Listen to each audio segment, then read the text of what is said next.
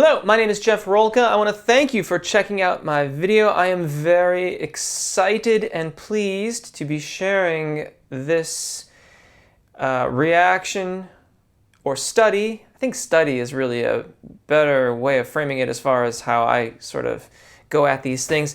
This is Castle on the Hill, an Ed Sheeran tune that I absolutely adore, and I just enjoy listening to it so much.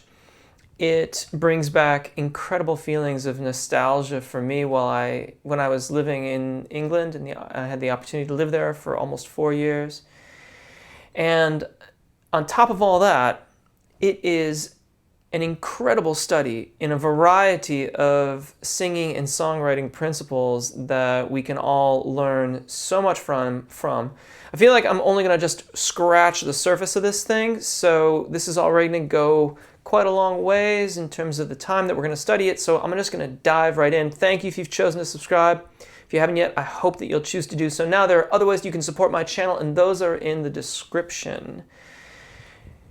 So, all right, before we go too far, that's Framlingham College. It's basically a secondary school, and that is the Castle on the Hill. If you didn't know that already, now you do. It is in fact where my wife went to school for a while. I'm not sure if she did like the rest of her secondary school studies there or not, but she went there for some time. I was working on the tune, listening to it, and doing some stuff, and she popped her head in the studio and was like, "Hey, I know that place." I'm like, "Oh, well, there you go." Right, let's go back to the beginning here and get started. We're going to talk about a lot of different things. There's so much to dissect in this tune. It is an incredible study in syncopation. It is an incredible study in vocal rhythmic pacing and how you use rhythm in the context of your vocal line. Additionally, it is an amazing study in vocal range and management of your range so that you don't get your tune pitched too high nor too low. All of these things are worth considering. I'm going to break it up quite a lot here, and then we'll get some more periods where we get to listen to it a bit more. One more thing before we dive in. There is this mythos around the songwriter as the sort of lone wolf, Bon Iver, go to the north of Canada and lock yourself in a cabin. But Ed Sheeran worked on this tune with Benny Blanco, Benjamin Levin. So you don't always have to do it all on your own. You can work with other people on these things and still get incredibly compelling results. I think this song is amazing. I feel like I could talk about this for days and days and days and still only scratch the surface of it. I'm going to do my best to keep this as concise as I can. So let's get started here. First verse.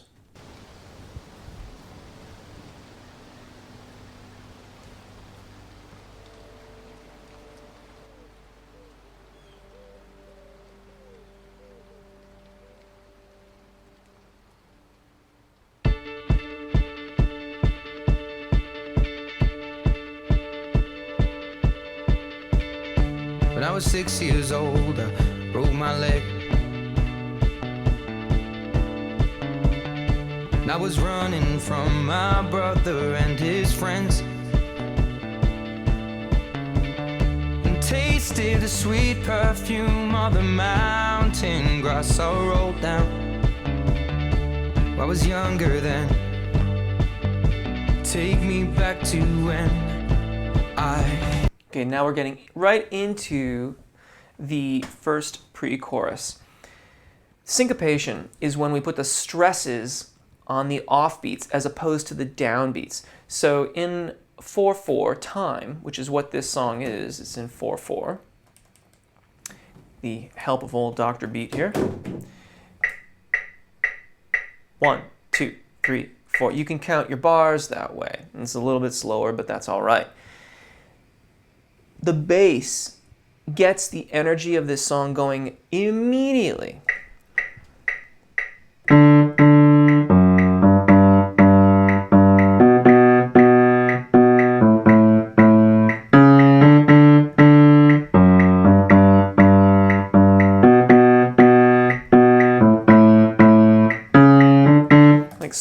of those pulses are in the moments that precede the downbeat. And it has the feeling of kind of propelling the whole thing forward. It really, really just injects energy into the music, into the bed of the whole thing.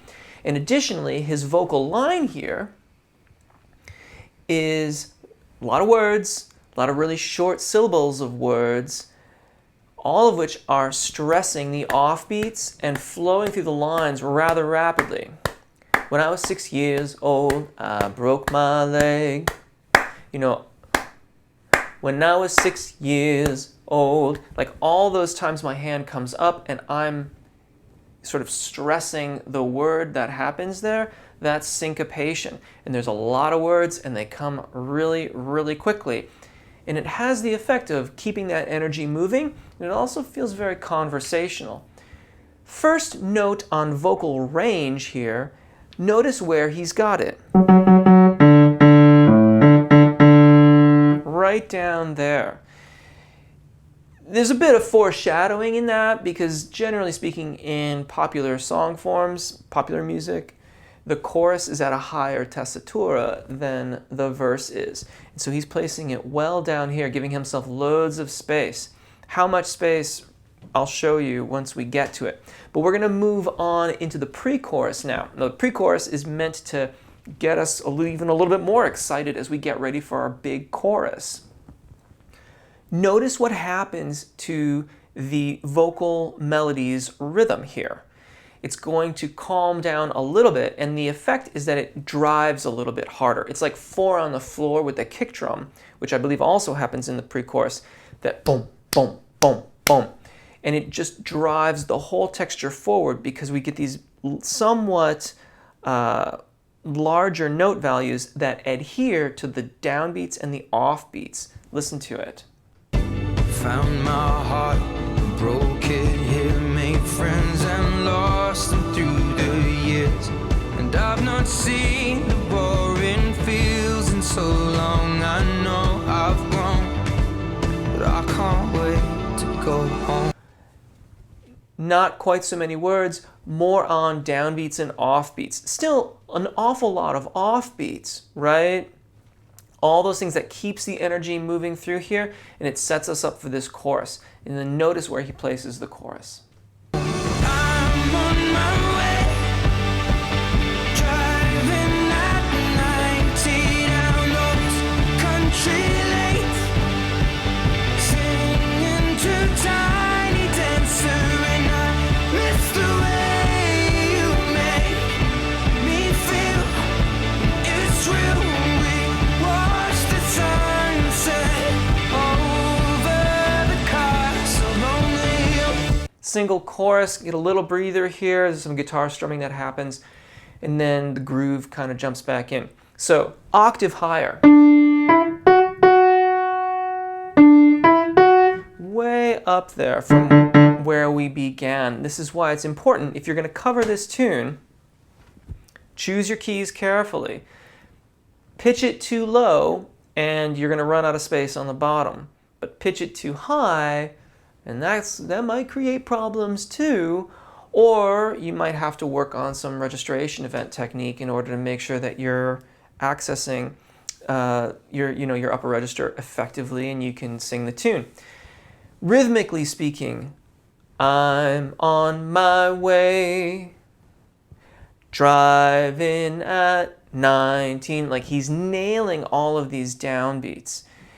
And this has the further effect of driving the message home. It's stressing quite deliberately what he is talking about. And that's never more appropriate than in your chorus when you're really giving us the whole reason why we're talking about this thing in the first place.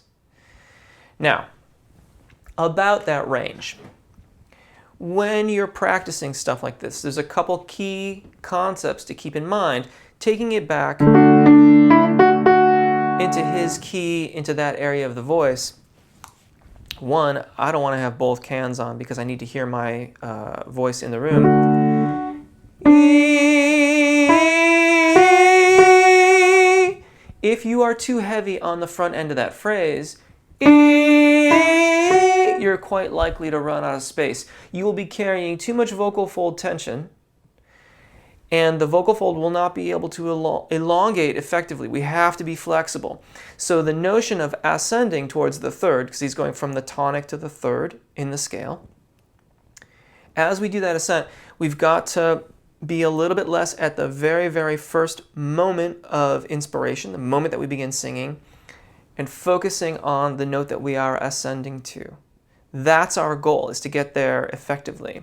Now, when you practice phrases like this, one way to work on that is to sing to the top of your phrase and then sing back down away from it.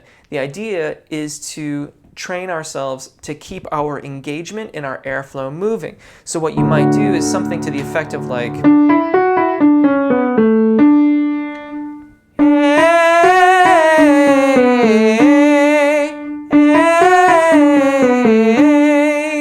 and then you practice just stopping and making sure that you remain viable. You keep that idea of moving forward happening, and then you can come back. I'm on my way, driving that 19 down those, and carry on from there.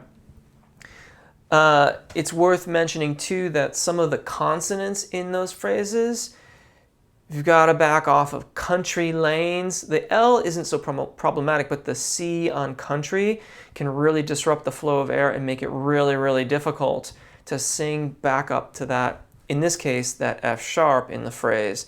And that's not even as high as it goes, because later on in the chorus we get an A natural on miss. And then when he's finally wrapping it all up, and this is another like brilliant melodic writing, so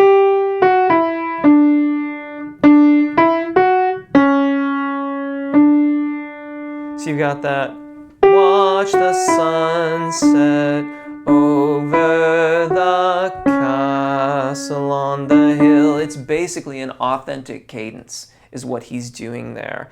And there's not, in Western tonal music, there is no more definitive way to signal the ending of a phrase. It's just incredible writing on any level, as far as I'm concerned. It's just brilliant. I think this is an amazing tune, and I love it. So I wouldn't call myself like a huge Ed Sheeran fan. I don't even know much of the rest of his music, but one of my clients introduced this song to me, and I just was taken with it in a heartbeat.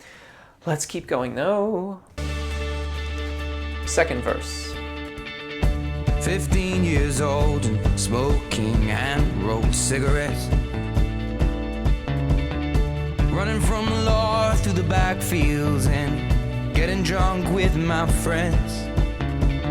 Had my first kiss on a Friday night. I don't reckon that I did it right, but I was younger then. Take me back to when we found Pre-chorus. weekend jobs, and when we got paid, Four on the floor and the kick drum. and drink them straight. Me and my friends have not thrown up in so long. Oh, how we've grown, but I can't wait to go home. I'm on my way, driving at 90 down those country lanes, singing to Tiny Dancer, and I miss the way you make me feel. It's real when we watch the sunset over the castle on the hill. Over the castle on the hill. Over the castle on the hill. Getting into the bridge here. A couple of things I wanted to mention. I never got a chance in the 4 years that I lived in England. I never even knew such car races, little things existed. Now that I know about them, I definitely want to investigate them. It looks absolutely stunning. I forgot to mention this is in Suffolk. Framlingham College is in Suffolk, which is sort of southeastern England. Very flat, rolling hills, lots of fields, things like that. We're into the getting close to the bridge here, if not on top of it, and you'll notice now he's turned Castle on the Hill into a refrain for this post-chorus section of music. It's a way of kind of doing a sneaky double chorus without actually doing a double chorus, which we get at the end of the tune. Bridge.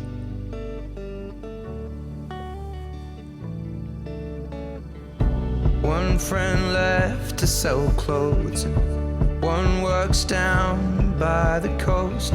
One had 2 kids but lives alone. One's brother overdosed. One's already on his 2nd wife. One's just barely getting by. But these people raised me, and I can't wait to go home. Now, before we get into the choruses at the end here, bridge, not exactly minor, but not minor. It has that sort of flavor of minor.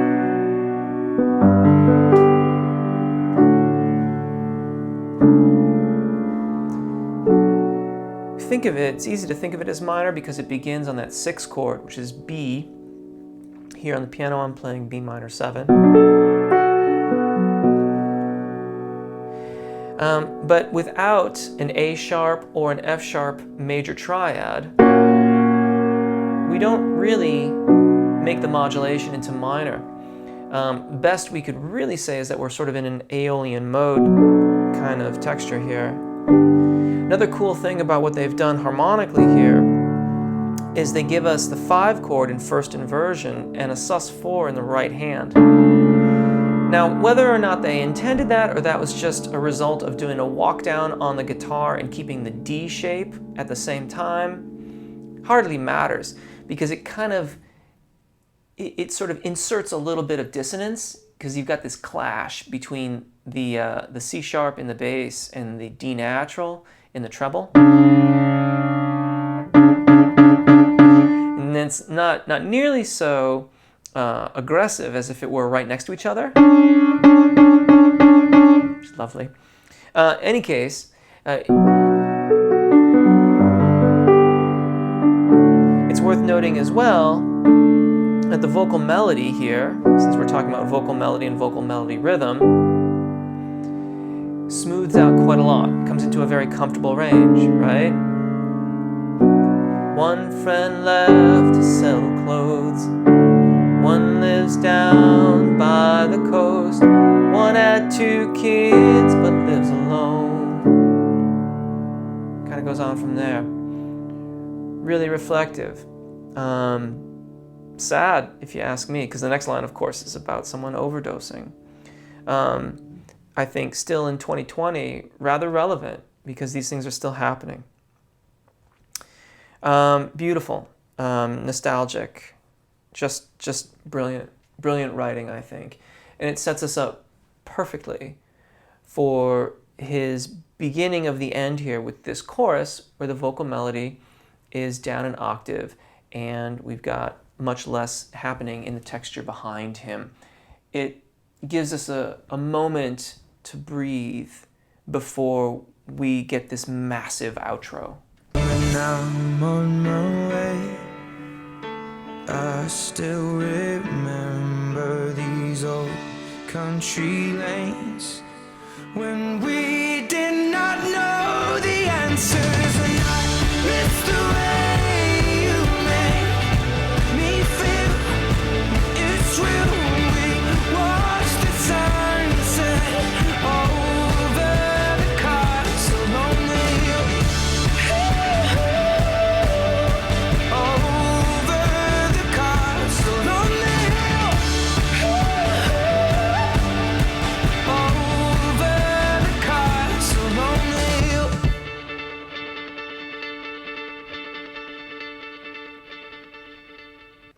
So there's Castle on the Hill. Again, I feel like I could dive into any one of these points in greater detail. I feel like we're just scratching the surface of what he did here in this song. It's just awesome. I love it. and I hope that you've enjoyed having a songwriter, music theoretician's kind of look at it. Of course, we did talk a little bit about vocalizations and how we can work on those lines to get them so that they're doable for us. If you have any questions, drop them in the comments. I'd love to hear them. You can also find me on Twitter. And as always, I hope this helps. My name's Jeff. Take really good care of your voices. Enjoy singing, and hopefully we will see you again. Bye.